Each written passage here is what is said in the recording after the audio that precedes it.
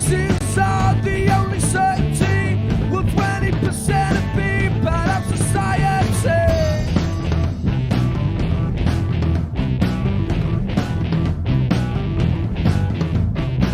And I have made it on my own in this world.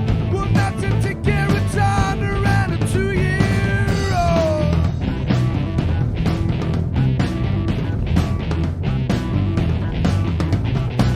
I'm gonna start my own nation and do my own thing, and I will be king. I'm gonna start my own nation with my self-preservation. I'm gonna start my own nation with my self-preservation.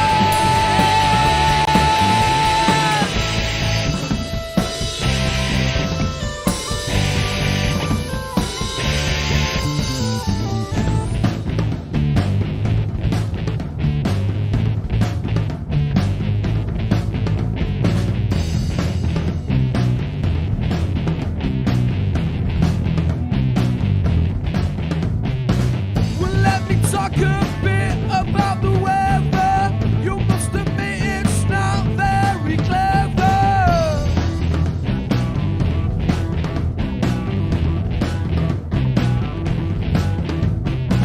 Don't get me wrong, it's not an anti-British song. Well, there is nowhere I would rather be wrong.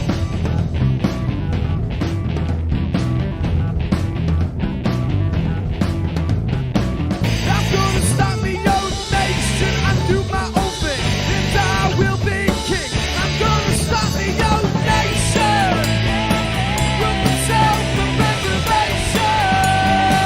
I'm gonna start my own nation with my self-preservation.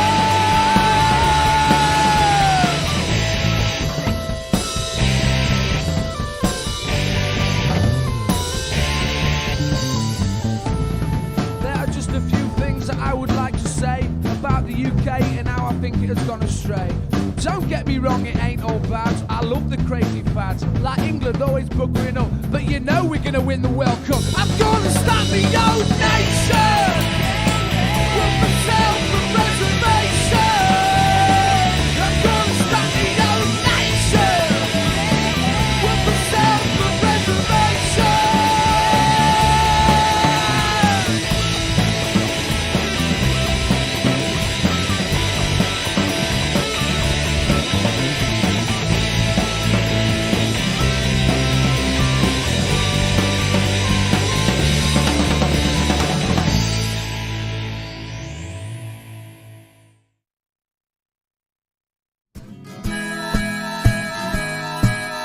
Keep the red flag flying here.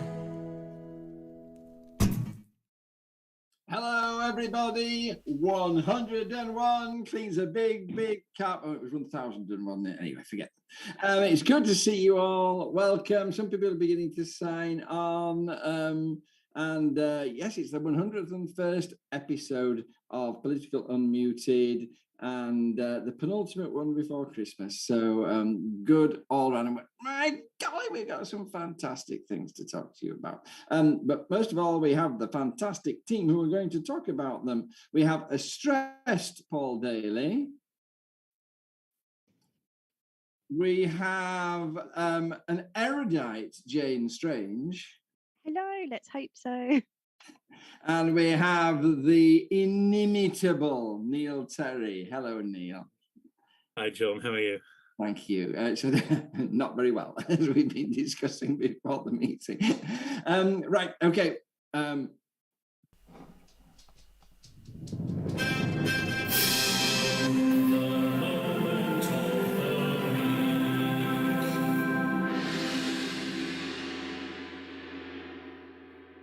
Kim Dredge sends greetings from Trimden Mafia country. And Leanne says hello to all of us. Hello. I don't know. Neil, what's your moment of the week?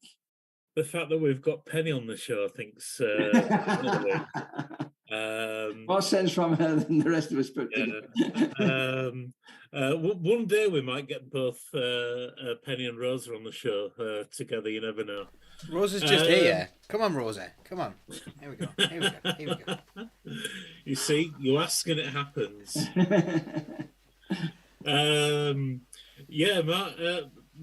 You see, I always struggle with this one with moments of the week. So I've actually got three small ones, Okay. all related. So on Saturday night, I was in Haworth, which is a small village in West Yorkshire. And they did a Beautiful village in West Yorkshire. they did a torchlit procession up the High Street, which is part of the Christmas festivities that's been going on for years in Haworth.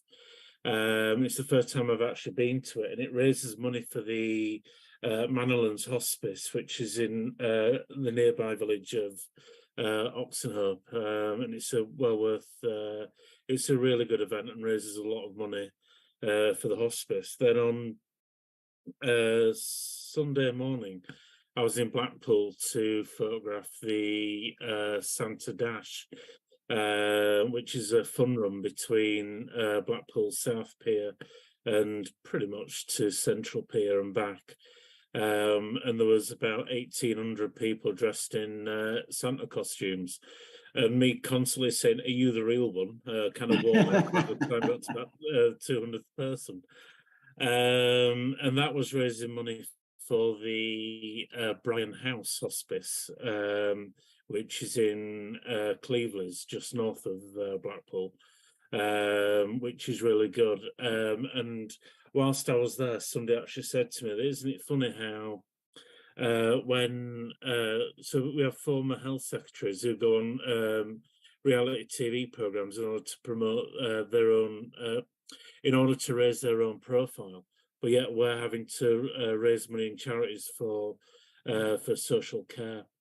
But in between that overnight, and I couldn't get there, but the Station Hotel in Ashton-under-Lyne, just near Manchester, did a rough sleepers night where loads of people were sponsored to sleep outside in a bitterly freezing cold night on Saturday night to raise money for We Shall Overcome, which was organised by the absolutely amazing Pauline Town. I haven't seen how much they've raised yet, but I mean, anyone who knows Pauline Town will know that what an amazing human being that person is. And yeah, so yeah, it's been a weekend really around charity kind of stuff for people who really need. Brilliant. And all those people, take your hat off to them. Thank you so much. Holding the system together. Jane, now is your moment of the week the moment that you were getting very stressed about earlier on our chat? Good, thank you, yes. Yeah, I'm afraid so. It's not a happy moment of the week this week. The Guardian's reported that in the last year, under the resettlement scheme to settle Afghan people here after the Taliban took control of the country, we have accommodated 0 people. We've brought 0 people here and evacuated them. The Observer have reported that we've brought 4 people over, which is ever so slightly better, but still leaving tens of thousands of people to the mercy of torture and death in Afghanistan for working for the UK government, helping the UK government, sticking up for female rights in Afghanistan. I'm devastated, so devastated. And they've only had 5 to 8 members of staff working on the scheme at any one time. So in comparison, they've had 540 people working on the Ukrainian resettlement scheme, which is really good and what it should be, but we should have done the same for Afghanistan. Thank you. But there's 2 other things out there. Sort of, you were talking about Zahawi. You had one that. I'm sorry. It's just sorry, John. No, Oh, no, no, don't be sorry. I mean, it's just I'm just giving you another clue. That's all. surreptitiously gained myself a second moment of the week. So I was very angry about that situation with Afghanistan. And then Nadine Sahari went on TV on Sunday and had the audacity to claim that our nurses going on strike for a living wage is playing into Putin's hands, as if somehow Putin's behind the strikes going on in this country for people desperate to be able to feed themselves and their families. It just made me so angry. And perhaps he should have thought about that when his friends and associates in the Tory party were taking huge amounts of money from oligarchs from Russia who are, aligned with Putin. That might have been clever. Brilliant point. Thank you so much. That it's just the lowest of low blows, is that an absolute nonsense as well. There's no way that it can help Putin that we're a democracy with the right to strike. I'm going to come back to Neil, because you were getting cross about Indonesia as well, weren't you? That's another situation where you're just outraged.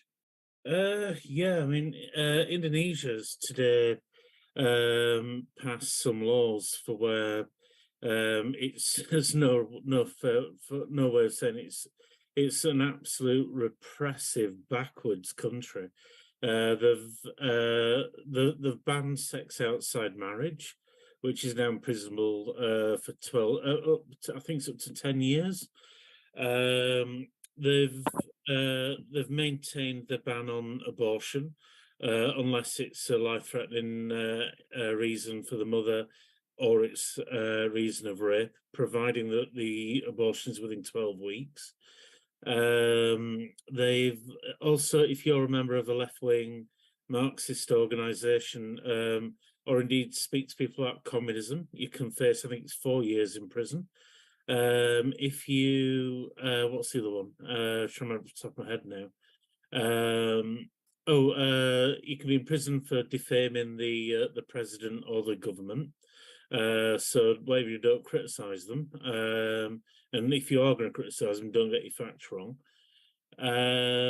That's imprisonable as well. And promoting any religion outside of the 6 recognised religions in Indonesia is also banned and is imprisonable as well. It's absolutely diabolical. We all know the term F the police, but now we've got the F police who are going to go around and arrest people for having sex outside marriage. It's absolutely, it's that backwards that actually I think the only people who think it's a good idea are the Tories, who are probably on the phone right now looking for a trade deal. And I'm not wanting to make a joke out of this. It really is diabolical. But we've got a government here in the UK. Was it not in? We've just been in Indonesia for some conference, haven't we? Sucking up to the president. I can't remember. Was it the G20 that met there? Perhaps somebody who knows better. Tim. Yes, yeah, I think it was. Yeah. Tim Dredge will know. Thank you. They're just awful. Before I come to, and I'm going to lighten the moment a little bit, Neil, though it shouldn't be. Leanne's moment of the week is the delivery of her socialist think tank Christmas T-shirt. Thank you so much. Well done. Jacqueline got to see her sisters and mum for the first time in 2 years. That was her moment of the week, and everybody's saying what a lovely moment of the week. Leanne says that Zahawi is a ghoul.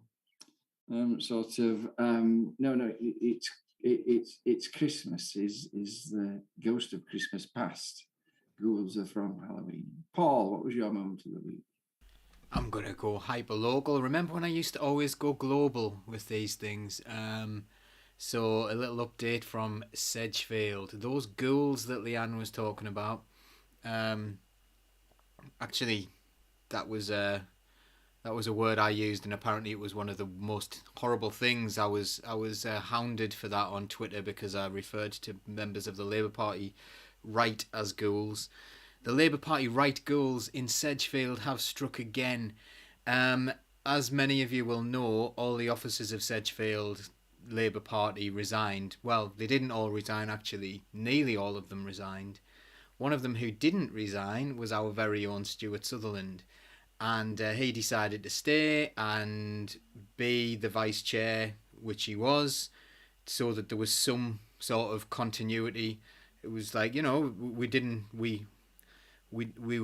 we remained friends. We know there was no falling out or anything like that, but Stuart decided to stay on along with one or two other officers who tried their best to kind of hold things together when we all left, and that's fine. That is absolutely their choice. Their reward for their loyalty to the Labour Party was not to be invited to a meeting in which they were replaced, even though they are the elected members. They have been elected. So they didn't just replace the likes of me who left the party, they also replaced the people who stayed in to do the work within the party. These people are utter ghouls. What they did to this man is absolutely appalling, and that's what it's all about. It's all about making sure that the people who you have around you are not going to be principled, because principled people worry about them. That's what they care about. That's what the modern Labour Party cares about.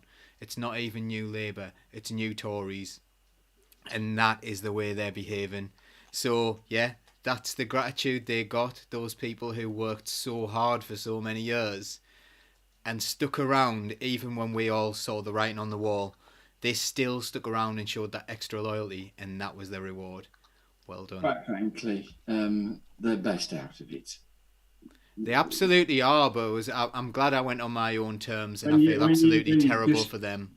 Surrounded by excrement, you get dirty, and the best out. Sympathy with them. Let's move on. Now it's time for the big story. And the big story is, in fact, a Labour Party story. It's a big do on Monday the 5th of December. Gordon Brown was there, Tracy Babin was there, and Keir Starmer gave a big speech. And they were launching what is effectively the Brown Report into constitutional change. And if you get the chance, listen to Gordon Brown's speech, because it is brilliant. And he just knocked the other speakers into a cocked hat. He just reignited some of the fire for me. Well done to Gordon Brown. But what they've done is they've launched this report with 40 different constitutional recommendations. Neil, tell us about it. What does it say? And what do you think of it? Yeah, they had this launch in Leeds yesterday with, as you say, Tracy Brabin, some fella who's running what's left of the Labour Party, and Gordon Brown. And I mean, I will be honest, I didn't see the speech, and I've read the summary of the report that Labour have produced, Gordon Brown has produced. And do you know what? Reading through it, it seems as though it's a typical kind of. I mean, this happens in local government a lot, where they create, the commission someone to do a report. Imagine there's a problem, then imagine the solution for it, and that seems to be the thing. I mean, one of the things he talks about is that we need more democracy in order to fix the problems of democracy, which is a bit like saying, do you know what, my kettle doesn't work, so if I get 6 other kettles that also don't work, the first one might work, which is a bit of a silly idea. And allow me to unravel this. Gordon Brown. So in this report, this is quoting directly. It says, local and devolved decision makers are already substantially more trusted than central government to make decisions in the best interests of their area. There is also clear evidence that people want more of a say on issues that affect their lives, meaning we need double devolution, pushing power as close to people and communities. there's two words for that. One begins with B and the other one begins with S, and it's not big story.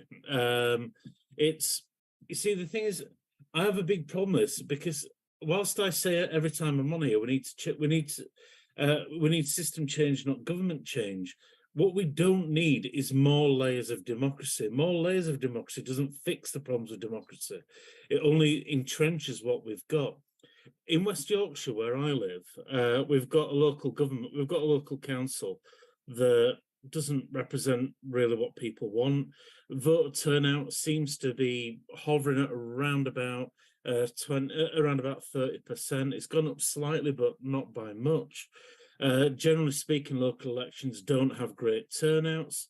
You know, we have elected officials, for example, police and crime commissioners is a good example, where again voter turnout isn't particularly high for them, and no one really knows what the hell that they do or what they're supposed to bring for whatever their salaries are.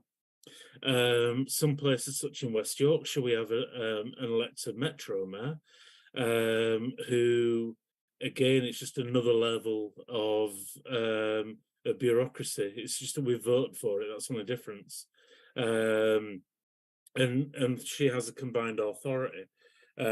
She has a combined authority that nobody quite understands where it does.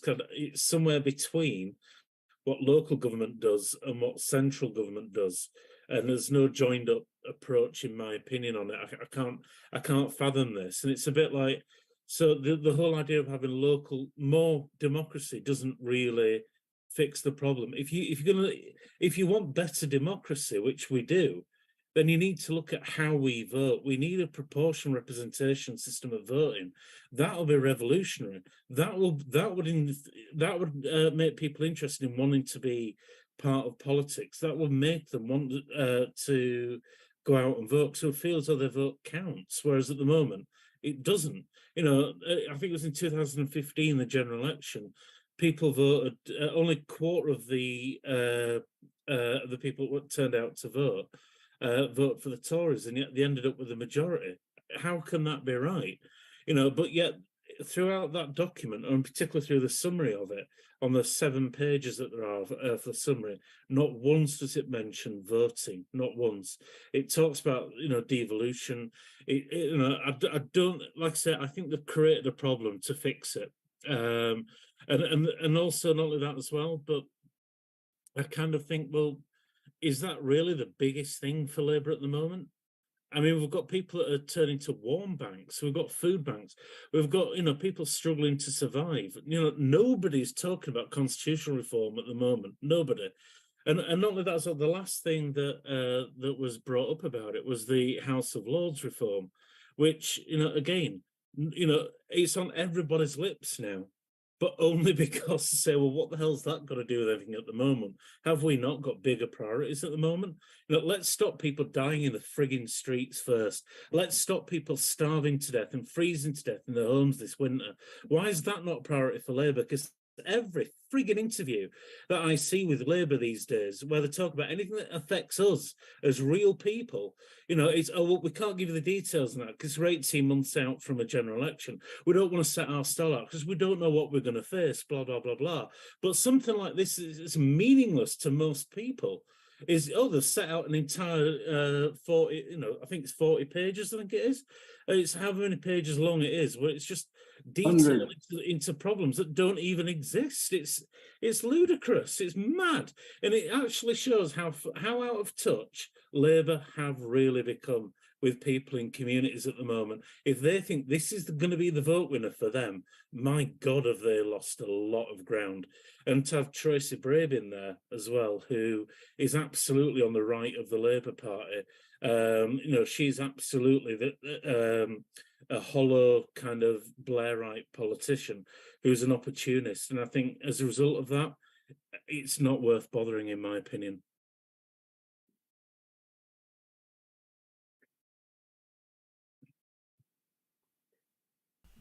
Was John frozen there? Can't.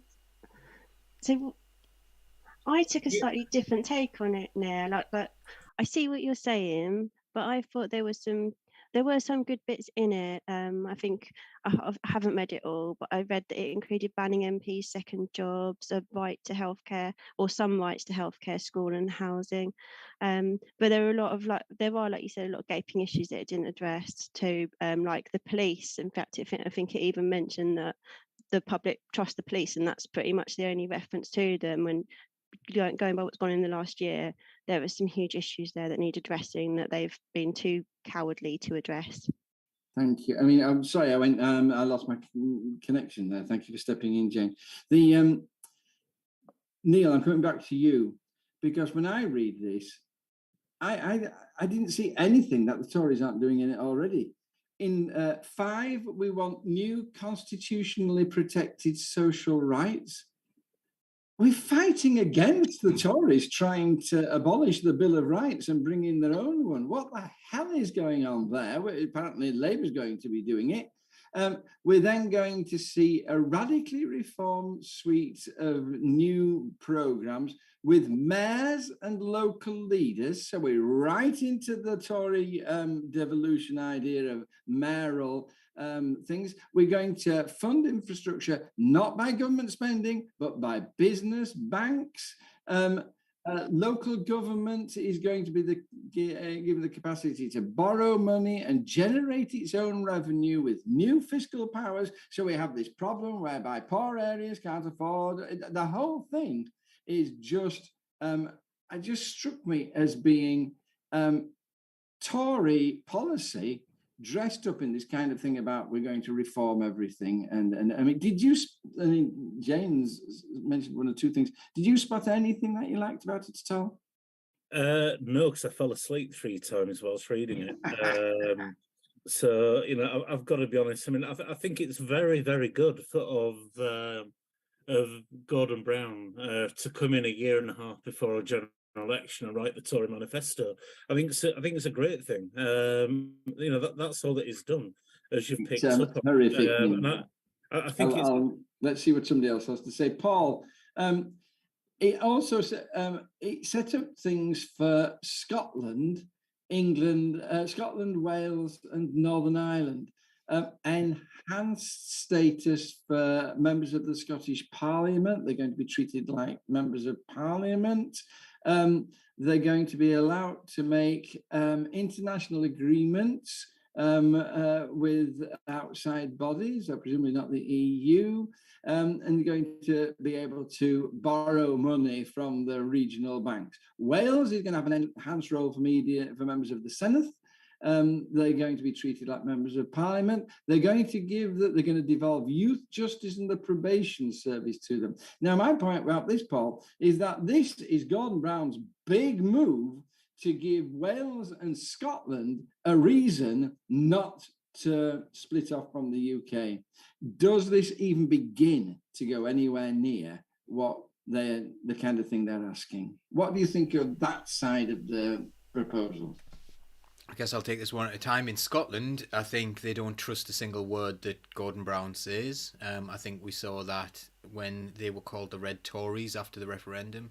A lot of people thought that, like, you know, a lot of people says, oh, Red Tories only came in when the left took over the Labour Party and started calling like the right of the Labour Party. No, it didn't. It started in devolution. It started in Scotland when the Labour Party and the Tories both stood up and said the same thing and said, you know, like, they campaigned on the same platform, didn't they, to keep Scotland as part of the Union. While people are saying things like, you know, let's give them more powers and things like that, what do they mean? Like, do they mean that'll really happen? I don't trust that will happen. Wales obviously is Labour run, quite a different Labour Party to the English Labour Party, I would say. Quite a lot to the left. But, you know, who knows, because again, it's the Labour Party, so do you trust them? And in Northern Ireland, dear me, like, you know, they if they think this is going to do anything to support the people of Northern Ireland in the problems that they're facing following the massive botched job of Brexit, then, you know, they're living in an absolute fantasy world. For me, this is just like enjoying the smell of your own farts thing. Look, I've written this report. look at it. It's brilliant. It's my report. Do you want to read my report? And it's meaningless, and it's already been proven to be meaningless as well because Starmer's already starting to U-turn on it. Before it even came out, he was starting to U-turn on aspects of it, and certainly to do with the Lords. So, like, you know, the Labour Party have been saying things like this for over 100 years. In 1910, I believe, was the first time they suggested the abolition of the House of Lords. They haven't done anything about it since then, have they? So, yeah, I just think this is just bullshit. Thank you, Paul. Last question, Jane. Now, Neil made a smashing point, I thought, where he said that he'd be happier about the Labour Party talking about devolving power to ordinary people if they weren't systematically stripping their branches of the right to have a say in the appointment of their own candidates. It comes in the same week, Neil, as the NEC reneged on its promise to set up a separate BAME structure, a separate BAME organisation to represent BAME members of the Labour Party. And so that when you, Jane, when you connect this to the fact that he's accused of breaking all the pledges that got him elected, the Al Jazeera files accuse him of breaking his own party rules and maybe the law of the land. Do you have any confidence that this isn't just all talk, and this will be a situation where we promise to give away a lot of powers, but when we get into power, we'll decide we don't want to give away any of them? Do you believe a word of this? I can't personally believe anything that Keir Starmer says now. I don't know what to think of him. I don't know what his values are. I've heard him say things years ago that seem to be said, you know, with his heart, and he's absolutely gone back on them with a vengeance and tried to destroy other people who share those values. I don't think that anything that he says has any substance to it. I think he really is a weather vane. I think he'll do whatever he thinks at the time, and I'm not really sure what's driving that. I don't think it's values. I'm not sure if it's any particular group. But I wanted to mention that I read in an Open Democracy article, and this isn't related to Starmer, but I just thought it was really interesting about this, that the average population per local government entity in Germany is 7,000 people. And in France, it's 1,800 people. So if that government entity is representing 7,000 or 1,800 people, in the UK, it's 195,000 people. And this report doesn't do anything to change that. And I think that that's a fundamental issue here, because if you're a part of a governing entity governing 1,800 people, how much contact are you going to have had with that community, and how invested will you be in that community? When you're representing 195,000 people, it makes it possible for you to be a very faceless entity with no real links to that community or understanding of what they need. And it's a shame this report doesn't challenge that. But even if it did, I wouldn't trust that Keir Starmer would go ahead and do that. Thank you. Some comments here. Tim Dredge loved your analogy about the kettles, but his comment was, we need more kettles. Well, I don't know about that. They're very expensive nowadays, kettles. Mark Lungley wants PR urgently. There's comments about me freezing. I'm so sorry, yes. Paul, somebody suggests that you're getting ready for exams as the Secret Santa look. Or is it me? I think it was Xmas. I think it means Xmas. Yeah. Xmas. Oh, that's not exams. Eyesight. Mark Lungley says there are some good things about it. Banning MPs' second jobs, you mentioned that, Jane. But he says, what about doctors and other professions in Parliament that need practice to keep their qualifications up to date? We do need some of the things it mentions. We do need tougher control of MPs' behaviour. We need more accountability for MPs' behaviour. And we do need some things which will stop them using Parliament as a trough to feed at. But the rest of it, I think the general feeling is Jacqueline Hemmings. I have a nasty feeling that what motivates Starmer is self-interest and ambition. That's a disappointment because it was an opportunity. I think we need to change our democracy. We need to bring it up to date. Yeah.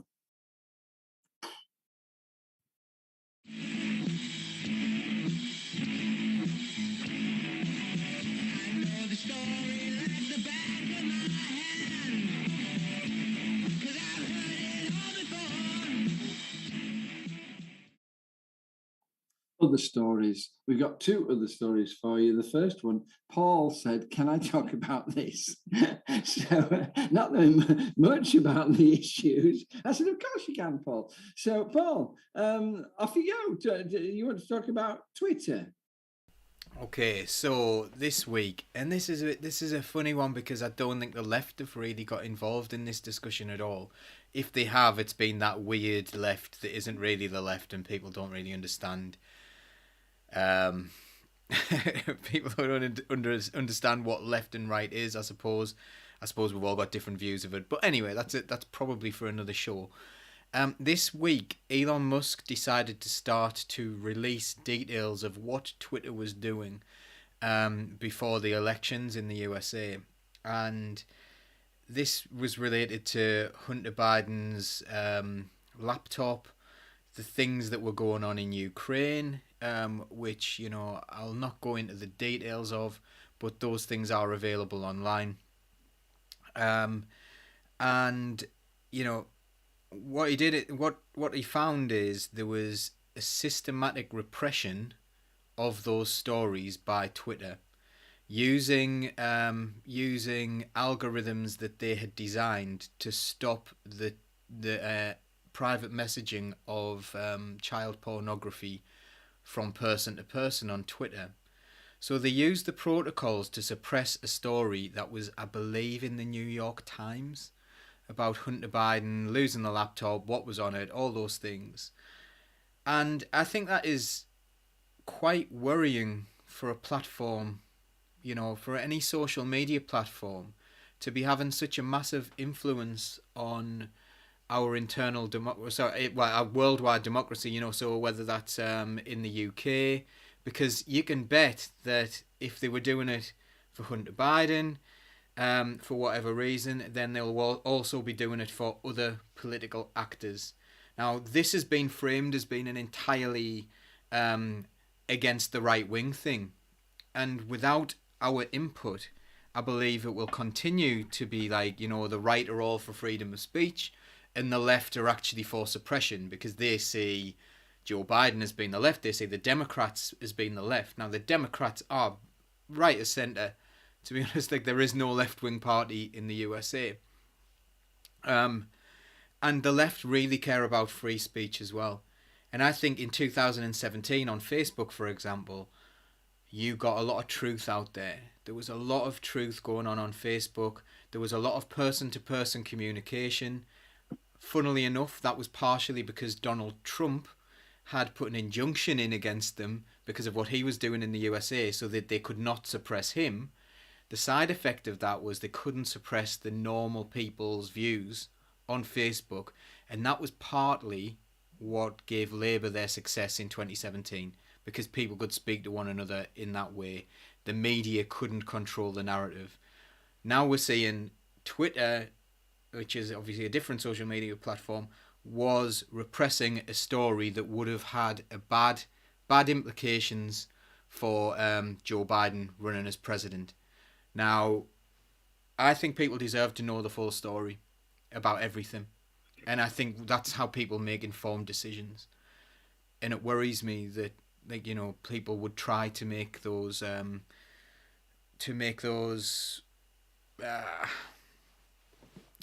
decisions and take that ability for us to find things out for ourselves away from us.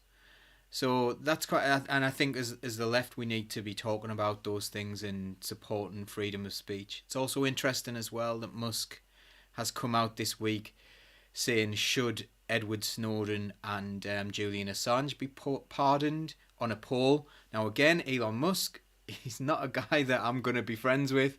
He's not a guy that I admire or anything like that. But stopped clocks are right twice a day. We need to free people like Edward Snowden. We need to free people like Julian Assange. People who tell the truth should not be suppressed for that. That's democracy. Like, you know, it's part of our democracy, freedom of speech. Whilst it's been repressed, we are in a very, very, very worrying world. Thank you, Paul. That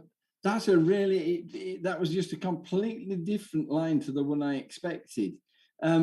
Jackie Nash says, Twitter in the past few weeks has put loads of Tory right-wing stuff on my timeline, and we've lost contact with our old regulars.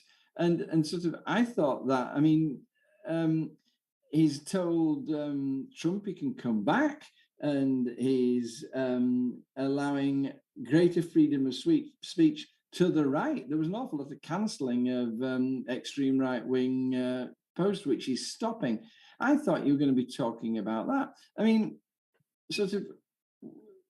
I'm not surprised you, John. I'm not surprised you. It's just, it is an interesting thing. Like, what's on his laptop is actually very, very important as well. Like, it's hugely important, but I don't think we've got time to do it justice tonight. I think we'll probably do a show about it another time, like a standalone show. But we can't let the right dominate this and allow the left to be the people who are suppressing it. The other thing that's very worrying to me is if you see what happens in the comments, what you have is Democrats justifying it and saying, oh yes, this is absolutely fine. And you have Republicans getting on there saying this is a horror show, this should never have happened. What about normal people who don't care about either of those parties getting on there and saying, no, this is a freedom of speech issue. The press is a freedom of the press issue. You should be. This isn't a left or right issue. I'm tired of people thinking that because they wear the same colour tie in the USA, that's a blue tie for the Democrats. That they want, like, you know, to run the country, that you're going to agree with everything they say. It's preposterous. You know, like, I don't agree with anything that Keir Starmer says practically. And while I was in the Labour Party, that was true as well, and I was happy to call that out. That's probably why they didn't want me in anymore. But, you know, like, you need to be able to challenge your own side. You can't just say, because they're on my side, I will allow them to lie, and I will accept the lying if it's in my favour. It's not right. Jane, what do you think of Twitter at the moment? Are you as worried as Paul? Yes, I am. It's a complex one, isn't it? Because it was really good that Elon Musk put that poll out for Julian Assange and Edward Snowden. Over 3 million people voted in that across the world, and 80% said, he actually said, should they be pardoned, which indicates that Julian Assange has actually been convicted of anything, which he hasn't. But the sentiment's there. And I hope that it might have some influence on the American government's decision on how to proceed with that. I had never heard of Hunter Biden until I saw Paul's message this evening, and I looked up and read what was on that laptop, and I'm very shocked that I hadn't heard anything about it before. It is really important. It's huge, and I read a few things, people saying that the liberal media in America thinks they were justified in helping to cover this up or being complicit in covering this up because they would have done anything to block Trump. And whatever you think about Trump, that just reminds me of what was done to Jeremy Corbyn. Anything can be justified as long as you stop these people. So you have to have standards, and you have to have justice, and you have to treat everyone the same.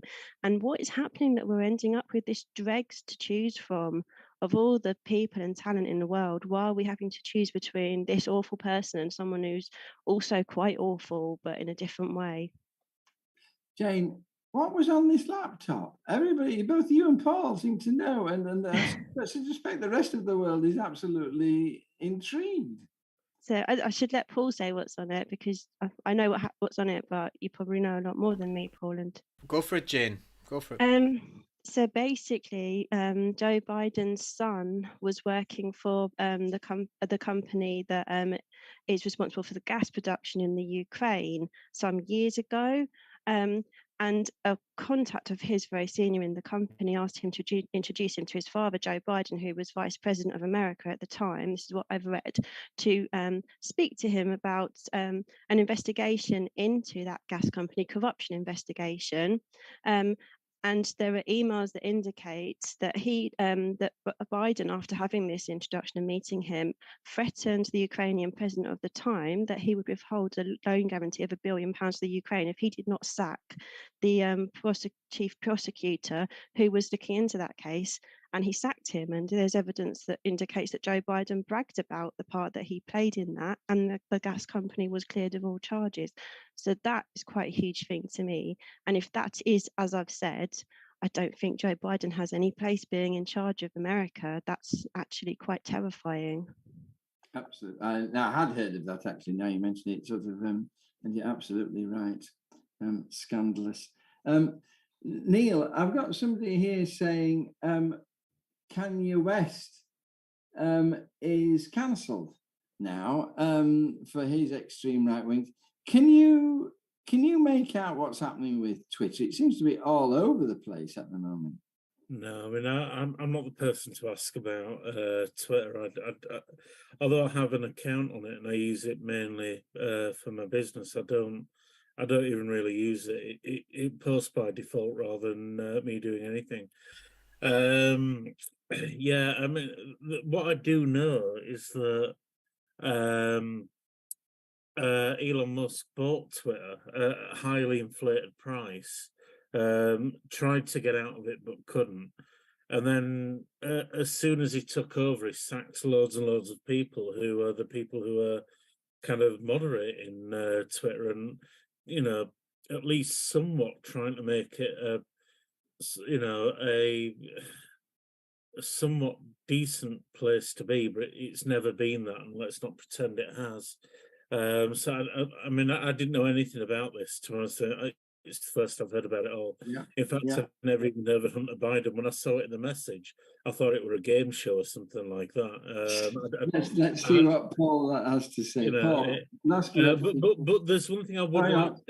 There's one quick thing, if you don't mind, I'd like to say. No, please do.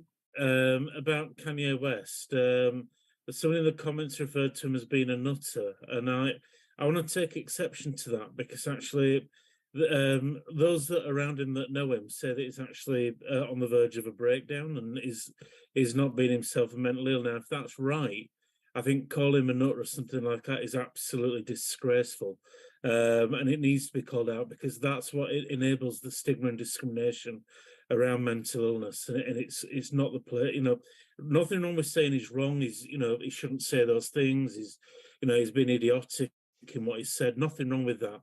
But it gets my goat. Does the stigma and discrimination around mental health? Thank you, Paul. You were going to make a comment about Twitter. Thank you, Neil. Yeah, it was basically, I was going to mention what was going on with Kanye West. Kanye West has said some absolutely disgracefully anti-Semitic things on Twitter. Not things that anyone would like. It's in no doubt that it's anti-Semitic. It is some of the most grossly anti-Semitic things that you could possibly imagine. The man is not well, in my opinion. He doesn't appear to be well, and I think he was banned, right? You can't do hate speech. I think there's a difference between freedom of speech and saying terrible, terrible things about Jewish people and saying hurtful things. Whoever is around Kanye West needs to look after him, because there's so many people in the USA. If you think of like Prince, who always did wonderful things but was on heavy medication for a lot of his career. Michael Jackson, who did dubious things, who was on heavy medication, opiates and things like that. What are they doing to these people? Kanye West appeared to be a bright young man in his youth. I don't know. And now he appears to be a raging anti-Semite. It is absolutely incredibly worrying that he's gone like that. So I would hope that he gets some help, and that it isn't a mental health problem, and that a well person would not say the things that he says. It is absolutely appalling that so many people are hanging on to those comments and supporting those comments. It's absolutely awful, but I think there's a very big difference between freedom of speech and hate speech, and that's what he was pushing for whatever reason. Thank you. God bless you, Paul. Our last topic, people, is we've only got 10 minutes for it, so just for a brief comment, people. And Jane asked me not to choose this by sheer chance. She's the person I'm kicking off with. And her comment was, I don't have any facts, I only have opinions. But my golly, what's this show about with his opinions? What's happened is that sort of last week, the results came out of the census of church going. And for the first time, fewer than half the people in this country identify as Christian. I think it's 46% now. And of course, what this has done is it's raised the question of disestablishment. The question is, if we are no longer a majority Christian country, why has the church got such powers? Why has the established church the Church of England got such powers, and should we abolish them? Jane, what are your, I'm sure, well-founded opinions on this? Well, it's very complex, isn't it? Obviously, there's a lot of history behind this, and the church historically has been linked to the monarchy, which hasn't covered itself historically in glory, and wealth and money. And I mean, I'm one of the ones I'm in the growing group who doesn't identify as any religion. And I'm not surprised that that is now more common, because most of the people I know aren't overtly religious in any way. And it does seem, it's complex with religion, isn't it? I think this isn't the question you asked, John, but I think one of the things when I did do some looking into this that really struck me was that it seems to have caused some people, this survey, to be talking about native white British. And I am really intrigued to know what that is, because I don't know if where are we drawing the line? Is it when the tribes came across from the east through to the Slavic tribes, and they came further and further west? Are we drawing the line when the Romans came across from Italy? Are we drawing the line when the Scandinavians came, the Vikings from Denmark? When is it? Who are the native ones? Is it the Saxons who came from Germany? I don't know where on the board, or if we just ones who came from the dots on the map that were this colour are okay. How is a white person who's born in Britain a native white person, and how is a black person who's born in Britain not a native black person? I'm so confused by this concept of a native white British person, and that's what just really stumped me about this when I started looking into it. I mean, this is where it connects to that woman who had to resign from the Prince Charles's household, isn't it? Who kept asking that British person, where are you from? And it's to do with the colour of the skin. But that wasn't the question I asked you. The question I asked you was, should the, and I do accept that it gets so easily tied up with race, but should, because sort of your English people, they're British and they're white and they're Christian. We're a Christian country, despite the fact that there's millions of Africans who are far more Christian than anybody in this country. Should the church be disestablished? Should, in your opinion? I don't think it should probably have the powers that it does have, but I'm just really cautious of saying that, because I think it's offensive to a lot of people, and of course I'm going to say that because I'm not a Christian. I think that religion is can be a very positive thing. I think that it is open to abuse by some people, and it can be used to do a lot of damage to other people, and it can be used to justify unjustifiable things. And if I'm honest, religion frightens me, and I see it as something that can play a positive role in people's lives, but I wouldn't see it as something I feel slightly uncomfortable with being a Church of England country, personally. I mean, personally, what I would suggest is that there's a difference between being a Christian, which is a person's individual right, and having a Church of England, which has distinct political powers, not least having a number of bishops in the House of Lords in Parliament. Neil, what kind? Do you believe in disestablishment, and if you do, what powers would you strip from the Church of England? What powers do they have? I'm not very clear. I'm like Jane. I'm an atheist. I agree with a lot of what Jane has just said, and I don't know too much about this. And it doesn't surprise me that fewer people are following Christianity. I mean, the amount, as Jane alluded to, the scandals, for example, the sexual abuse scandals. Don't exactly make children want to be nowhere near. I mean, when God said, "Suffer thy children come unto me," that's not what he meant. To quote George Carlin, who's got, but I don't know what powers that they have. I know they have a lot of schools, and I'd certainly make them pay tax. I mean, I think the idea of a religion not paying tax, and then doing good things to the community, will pay tax and do good things to the community. I don't really know. I mean, for me, I go to church every Sunday morning. It's not the Andrew Marr show that I watch. That's my church every Sunday morning. But this isn't something I really know about, and I'm very worried about saying something that actually might offend people that do follow religion. I mean, I know lots of people. I know quite a few people who have found religion and found it to be a comfort to them, and some of them are Christians when they've had particularly tough times in their life. Now, whether it's the religion itself that they find warming, or whether it's the companionship, it's that kind of being in a club type thing, a feeling. I don't know, and I'm floundering on this one, so I really don't know, I'm afraid. Thank you, Neil. Paul, last person. I don't think anybody's saying it's wrong to be a Christian. And I think Neil's hit the nail on the head. There's an awful lot of people who find great comfort. And the other thing we got is, why you've got all these people abusing children and all this kind of thing, and the wealth and the power of that, Jane, there's sort of Christianity has fueled all kinds of social reform, not least the abolition of slavery and things like that.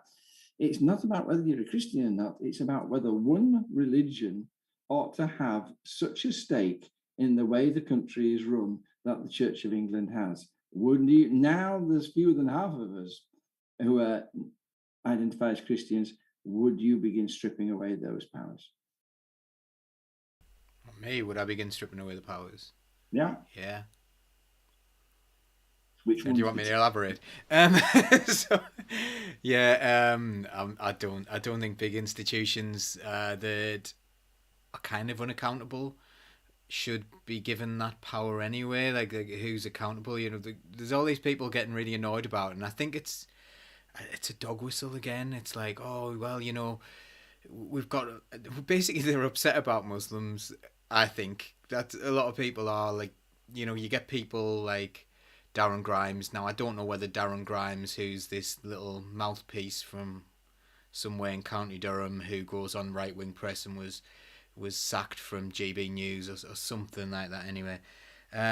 He's always going on about how it's awful that people aren't being Christians. Does he go to church? Do any of these people go to church? Like, if you're worried about like Christians becoming a minority, then go to church if you really, really care about it that much. Like, it shouldn't matter. And I don't think the religious folks are really covering themselves in glory. You've got like, I'm born into a Catholic family. And then you look at someone like Rees-Mogg, who's supposedly a Catholic and behaving in the way that he does, like in this appalling way, this very, very far right way, which is not anything to do with what Jesus was supposed to have been like. Jesus was just a socialist, wasn't he? If you read the Bible, if you look at what he was a pretty radical socialist who would have hated the likes of Rees-Mogg. So again, and what about like I don't know. I quite like. We did a really good show before on spirituality with Musa, and he spoke about his father being a spiritual leader, and he was all about multi faith, and he's kind of saying, look, all these faiths are the same. It's the same core idea.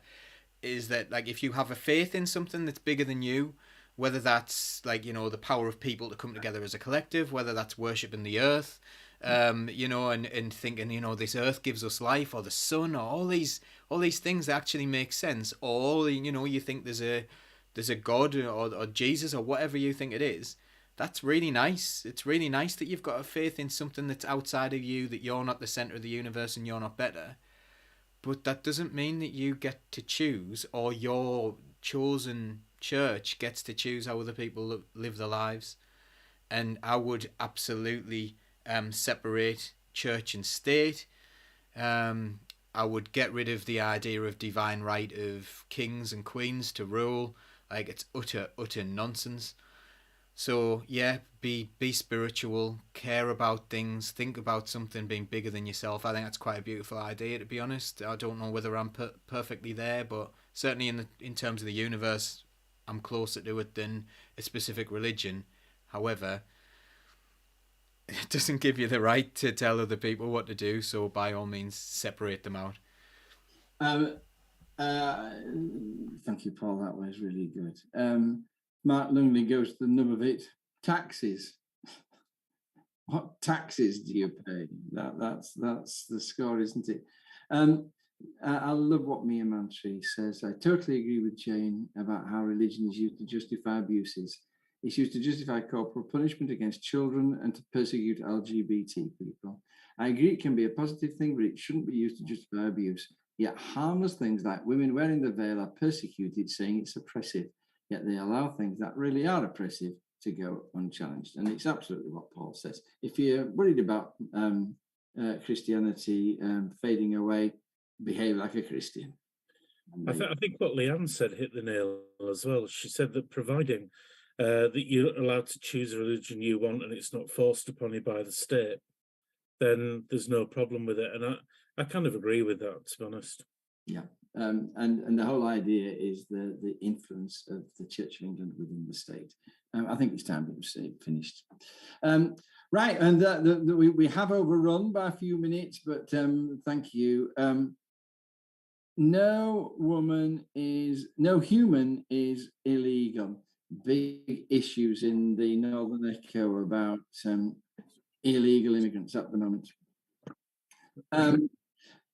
Right, so I'm going to say bye-bye, Jane. Bye. Thank you for your wonderful comments. Bye-bye, Neil. You're a wonderful man. We love you dearly. Ta-da.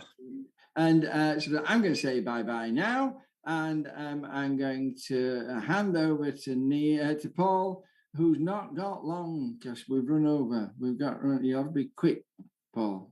God bless you. Will do. Thanks, Leanne, for putting on the Socialist Think Tank merch into the chat on YouTube there. If you want some, go and get some. Here's one. Hang on. I don't want to expose you to my midriff, but here's a T-shirt this week. Free Palestine. Solidarity with Palestine. That's a nice T-shirt on there. It's been absolutely awful this week, seeing what the Israeli government are doing once again, and the Israeli forces are doing once again to Palestinian people.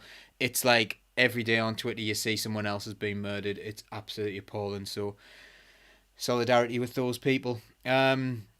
Also, Neil's activist calendar there. I think that's what that was, wasn't it? So that's your calendar that you've put together. So buy a calendar from Neil. Is there a link for that we can put in as well? neilterford.co.uk/shop. Okay, there we go. So go and get yourself one of those beautiful calendars. And there'll be, I'm sure you'll recognise some of the photos in it, because Neil takes some Bobby Dazzler photos. Join Socialist Think Tank, socialistthinktank.com. Become a member there. Go to our shop, buy some stuff if you want, and have a lovely day. Try to take your mind off all these awful things we talk about and think about those people that you love around you, because you know what, it's bleak at the minute. So go and give your loved ones a cuddle if you've got that opportunity. Do that. If you're living on your own, I'll come round and cuddle you. You'll be all right. I'm thinking that we've got one more before the Christmas break. Yeah, one. I've dropped some. One more before the Christmas break, and then we'll have a bit of a Christmas break. We'll maybe see if there's a little bits and pieces coming up over Christmas that we'll do with Socialist Think Tank, but we're probably ready for a break as well. So next week will be show 102, and then we'll take a little break over Christmas. So join us then. We will see you soon. Thank you to everyone. Thank you to John, because John never gets a thank you. Thank you to John. Without John, the show would be just not quite the same. We've had some wonderful guest presenters, but at the same time, they're not John, are they? So, take care, everyone. We will see you next week, and thanks. Bye-bye. God bless. We keep the red flag flying here.